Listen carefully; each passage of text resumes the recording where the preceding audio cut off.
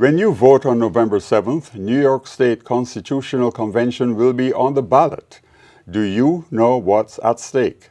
New Yorkers, from the Capital Insider to the blue-collar worker, will both have a chance to help rewrite New York State's founding document. Will this be a way to fix the Constitution?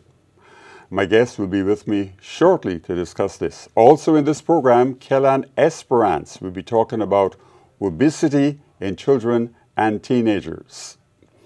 Well, do you know enough about the New York State Constitutional Convention that will be on the ballot? What do you know? My guest is Josue Pierre, 42nd Assembly District Leader. Welcome to Brooklyn 45. Thank you for having me. It's a pleasure to be here. When I hear about convention, I think about a meeting. What is this convention? Well, the process eventually leads to a meeting. But the first step is this. Every 20 years, New York State actually goes to the voters of the state and asks them whether or not they want to have a constitutional convention. So that's the first vote that we would be having on this November 7th. The next step in the process is once we've said, provided we say yes, we want to have a constitutional convention, we would then have an election next year for delegates to the convention. And then the final step would be whatever it is in terms of amendments that those delegates come up with and agree on at that convention, we would then have an election where we would vote to either ratify it or vote it down. So it's a three-step process. There is a lot in the media about this convention. Lots of people are supporting a yes, and lots of people are supporting a no. Tell me exactly what people should be aware of in terms of voting yes or voting no. So in terms of voting yes, those who have a more optimistic view of the convention believe that this is an opportunity for us, especially in the progressive wing of the Democratic Party, to push changes into the Constitution that would benefit people across our society in terms of rights that we may not have or may need strengthening, potential legislation that's been sitting in Albany for a while that has not gotten traction, things of that nature. Those who are opposed to it, including myself, believe that this might be an opportunity for well-financed, well-heeled corporations and individuals to come in and take what could potentially be a good thing and turn it into something that would negatively impact working people, people with pensions, women's reproductive rights, and a host of other issues. What are you doing to let people know about this? Well, so tomorrow evening, as district leader in the 42nd Assembly District, the Shirley Chisholm Democratic Club, which I am a founder of along with Assemblymember Bichotte and a number of other people, will be hosting a forum where we'll present both sides of the issue and allow our members and anyone who wants to participate to ask questions and get more information. In addition to that, as many people know, I send out a various number of emails that are informative, so I'll be sending out an informative email about the Constitutional Convention. Voting yes, voting no, this sounds like a double-edged sword. I would say the sword lays more with the yes vote than the no vote, because with the yes vote, there are a number of variables, because by the time you get to that final product, there are a number of things that can happen. Whereas with the no vote, there's much more certainty in terms of what we have. We already know what we have. The question is, what will we have if we vote yes? I've seen some information posted by people who says that this is an opportunity to drain New York's political swamp. It would be. It could potentially be. But think about this. The devil is always in the detail and the process. So let's say we vote yes to have the Constitutional Convention. Then the question is, who gets to be a delegate, right? So who does get to be a delegate? Well, it sounds simple at first. You just go and you get some signatures and you get yourself on the ballot. Well, you need resources to do that and you need time. So disproportionately, you'll probably have people who are well-funded. Where's the money coming from? The time, because working class people generally have to be at work, right? And the resources to actually pull this off. So very likely you'll have a lot of people who are politically experienced doing this, and very likely you'll have a lot of people who are who have the financial resources or can actually raise the financial resources to be delegates. Do you think that lots of people are being driven by fear and therefore think they have to support one of the two positions, the yes or the no? Well, those are the two options you have. I think there is an element of fear, but I wouldn't classify it just as fear. I think concern is the right term to use, and I think that concern is justified. Given the current atmosphere in this country, and in fact in this state, in terms of the rights of people of color, the rights of women, the rights of working class individuals, and the diminishing rights of union workers in the middle class. So I wouldn't really call it a fear. I think it's a logical concern. If we open up this Pandora's box, you can't just pull it back in. Once it's out, and it has to play itself out. And the other concern is really this. We have turned into a society where it's not just about our votes, but it's also about how much financial resources you have.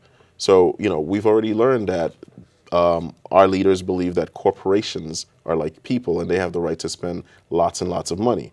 Can we compete with the amount of money to get the right things done, or do we lose because we don't have those resources to get the right things done? Now, would you say, therefore, that there is a Republican position on this and a Democratic position on this?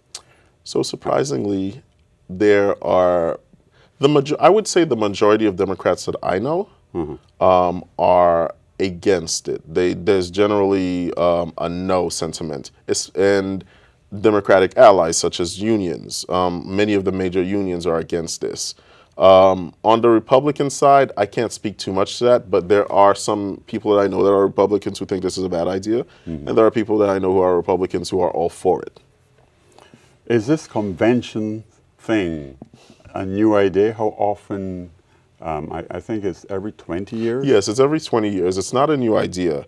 I believe the last time that the convention actually got the yes and the go-ahead was what may have been in the 80s. But it's every 20 years, and the voters first have to, like I said, decide whether or not they even want this, and then we go through a multi-step process.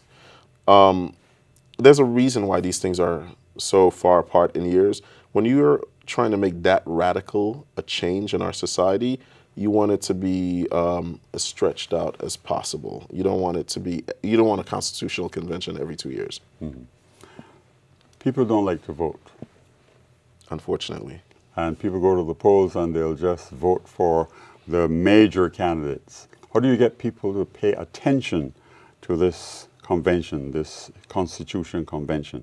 Well, so I put the bulk of the onus of getting people civically engaged and voting on people like myself who are the elected district leaders. We're elected to do a number of things, but one job that we have that is very crucial to the well-being of our local communities is how well we educate people on the issues. And that's why it's important to have Democratic club meetings or Republican club meetings, if you will, and to use various platforms such as Twitter, Facebook, emails, and other social media to share information where people want to hear the information. Because not everybody wants to come out to a Democratic club meeting or a town hall. What kind of response have you been getting, both at your meetings, your tweets on social media? What's the response like? Are people confused? Are people wondering, hey, is this something that's new and in our interest? Yeah. So there's a diverse there's diverging responses. There are people who are highly engaged, who already know what the process is, and they already have staked out what their opinion is. But the bulk of people are more inquisitive and want to know, well, how does this impact me? How do I even vote on this? There are people who don't even know that you have to turn the ballot over to check yes or no. So I've gotten a number of questions which really say to me that there are people who are concerned and they want to understand this process before they cast their ballot. So my question to you, therefore, is how does it impact on me? How does it affect me? Okay. So I don't know whether or not you're a pensioner, but if you intend to retire on a New York State or New York City pension, this could potentially impact you in terms of whether or not the state and the city still meet its pension obligations. These are laws that we can change. Other ways that it could impact, it might not impact you directly, but maybe you Well, have when I say children. me, I'm talking on behalf of. Oh, okay. Yeah. So definitely, if you look at younger workers and people who are in the workforce right now, we're currently not what's called a right to work state, which sounds good in terms of marketing, but it's not really all that great because basically a right to work state means that you have the right to work for less and for fewer benefits. So these are things that can have negative economic impacts on communities that are already struggling. I heard that some of the other issues could be term limits. Is that something that the Democratic Club would be supporting? Well, so the issue of term limits has not come up at my club just yet, but we do have term limits on the city level, and there have been discussions around term limits on the state level. Yes. It's something, I'm curious about. I'd like to see more information on it, and I'd like to be more informed before I take it to anyone. Another issue they tell me is women's reproductive rights. Yes. So women's reproductive rights, I mean, this is something that many people in New York State for sure thought was something that we'd settled, that women should have the right to actually determine whether or not they carry a baby, et cetera, right? This is something that can be reopened. Anything that we have that currently exists as law can be reopened. So we may wake up after the end of this process and find out that women don't actually have the right to determine what happens to their bodies. Do people at the local level consider that the state elected positions are as important as the city elected positions? I think there's still a learning process when it comes to that. The way I try to describe it to my constituents and anybody who wants to know is, it's how far out you see. When you step right outside of your house and you're concerned about sanitation, you're concerned about parking, that's more or less a city issue. When you go a little bit further and you're looking at your hospitals and your schools, that starts to become a state issue. And the further away the issue is, say, immigration, and things of that nature, and even to a certain extent, infrastructure, you're looking at national. But yes, your city and state elected officials are that important. And I would even say they're so important that we should actually teach civics in high school and make it mandatory. And find a way to get more people to come to your meetings, as I'm sure other district leaders as well. Definitely. Democratic clubs are, especially the Shirley Chisholm Democratic Club, are great places for people to learn and share their ideas. I heard some people who have been to your meetings and they've been very impressed with the level of contribution and the knowledge that they've been able to walk away with. Who are the experts that you bring to these meetings? So it depends on the particular issue. If it's like the Constitutional Convention, Yes. We reach out to various experts on those particular issues. They might be from the local colleges, or they might be from one of the major unions. People who are really versed in those issues. Sometimes it's us as the Democratic leaders who go out and we obtain the knowledge, we find out what's behind the issue, and we bring it to the club members. Lots of people are leaving this aspect of the ballot blank. How do you encourage them to really pay attention to what's on the ballot, what are you voting for, and in particular to give some attention, some check attention to this New York State Convention? So, there's only a certain number of people who will come to a Democratic club. And that's why me and a host of other leaders of my generation have decided to use social media as a platform. If you go to my Twitter account, which is Citizen Pierre, or my Facebook page, which is basically my name, you'll see that I do post often on these issues, because sometimes you have to go to where the people are and give them the information. Okay, thank you, Josue Pierre. Coming up next is Kellan Esperance with information on obesity in children and teenagers. How much do you know about obesity in children and in teens? If you don't know much, I'll tell you one thing. There are 10 times more obese children and teens today than there was 40 years ago. We went from 11 million in 1975 to 124 million in 2016. Because of easy access to junk food and convenience of fast food, we have overweight children as young as 5 years old. What can we do to fix it? The solution is an old and simple one: proper diet and exercise. Reversing childhood obesity is possible with consistent effort. Introduce your children to a variety of vegetables and healthy snacks, and make exercise a fun thing to do. Also, let's not forget, the health and fitness of children and teens start with the parent. If there are healthy examples being set with a strong influence, those staggering numbers will decrease in due time. I'm Kellen. Back to you, Sam. Thank you, Kellan. And now back to Josue and this very intriguing New York State Convention. You talked earlier about selection of delegates. Who select the delegates, or how are the delegates selected? So they would go through the ordinary election process, which is you go out, you get a certain number of petitions, signatures on your petition, and if you meet the petition requirements, you would then be placed on the ballot as one of the many delegates. Now, earlier I had said the devil's in the details. Now, so you get your name on the ballot, but you also have to get people to know who you are, which means you'd probably have to spend a certain amount of money to get your name out into the community, which means you'd have to either have the funds or raise the funds. And that's where things start to get interesting. Who's going to raise the most funds and why? Now talk about the importance of these delegates. Well, I mean, these delegates are going to go up to Albany for a certain period of time, and they're going to have a back and forth. Some will come with ideas, some will not. Some will come to judge ideas that are brought before them, and at some point they'll come to an agreement as to which ideas make sense and which don't. And here's another part where the devil's in the details. Perhaps I'm a delegate who only cares about reproductive rights.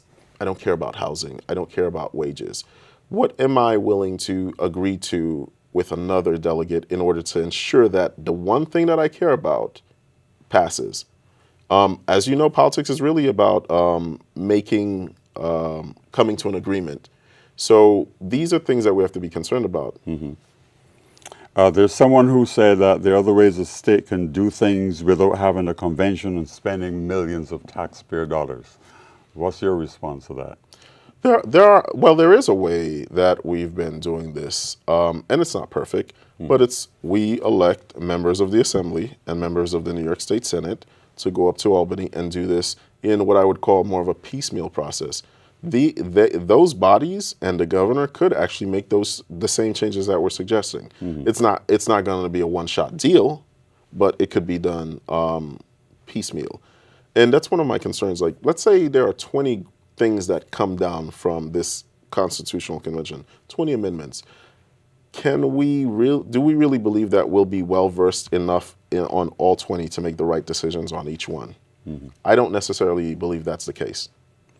What do you think would be jeopardized if voters approved this convention? A number of things. Going back to it, how we finance our schools, how we take care of our elderly, how we finance our hospitals. Anything that has a state dollar amount attached to it will be in jeopardy. Anything that is a right that didn't necessarily exist before is in jeopardy. So there are a number of things. You name it. Everyone has something to be concerned about if they think about how state rights affect them. Let's talk about your club. Yes. First, there are two clubs.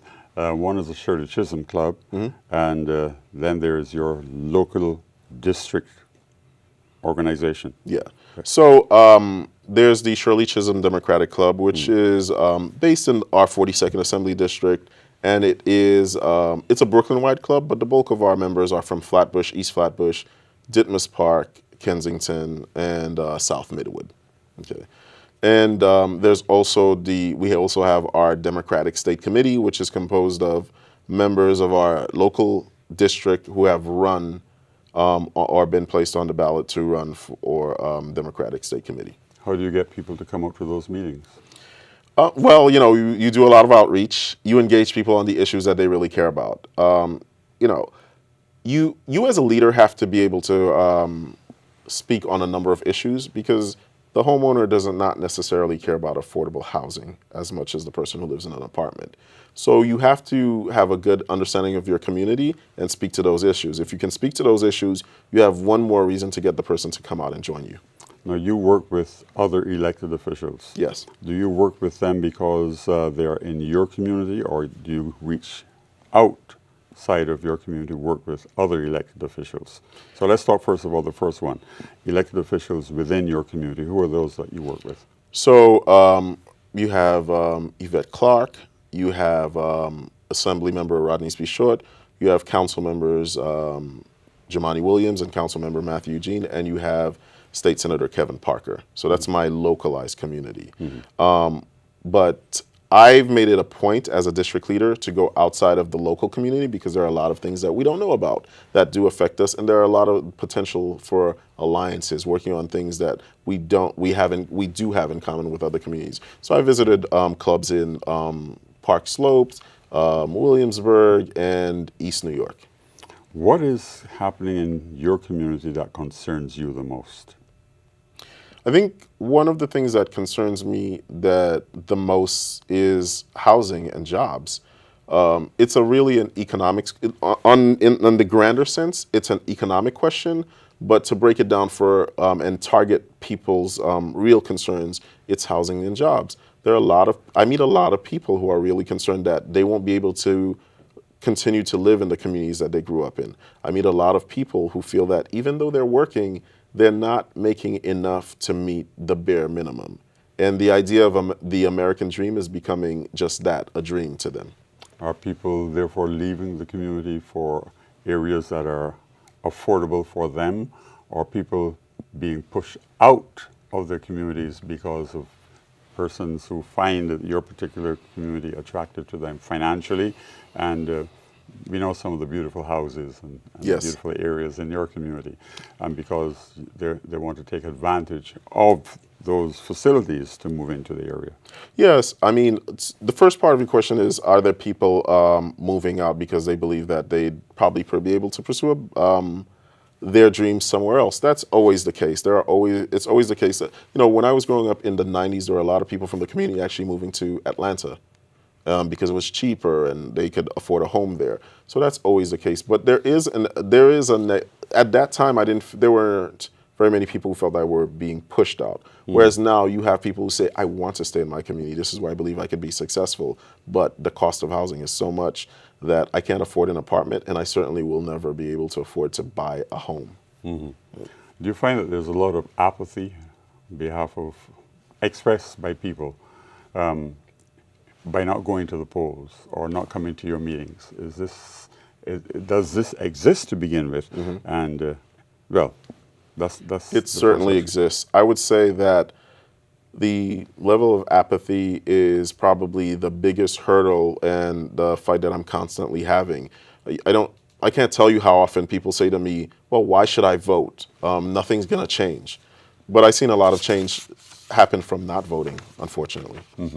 And are there people moving into the area to push some of the seasoned persons out? So, I'm very careful about how I phrase that.